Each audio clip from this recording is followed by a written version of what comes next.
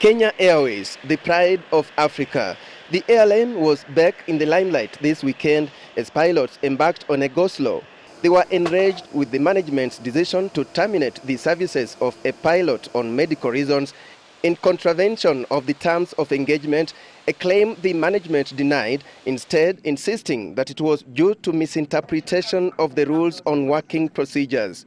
The pilots went further to withdraw their goodwill to work for extra hours, occasioning the cancellation of some flights and delays in several others.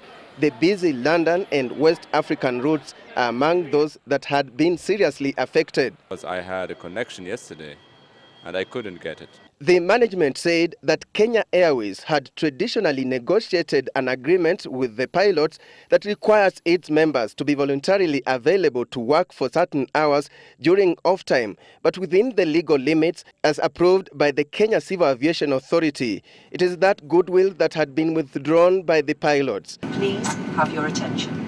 However, after a series of consultations on working procedures with the management, the pilots, under their union, the Kenya Airlines Pilots Association, reinstated the goodwill to work extra hours.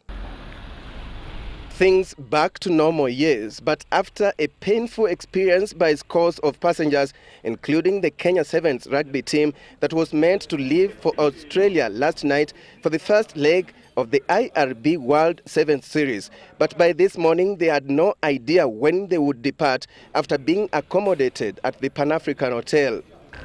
It has significant implications on the performance of the team and the recovery protocols. Obviously, there's jet lag issues which will affect the physical condition of the body.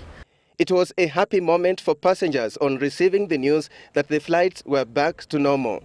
I'm on my way to Kampala to represent Kenya on the Uganda National Prayer Breakfast tomorrow morning, and hopefully we'll be there on time. The airline's Chief Executive Officer, Titus Naikuni, issued a statement regretting the inconveniences caused by the standoff and promising its customers, stakeholders and the public at large that normalcy had been restored.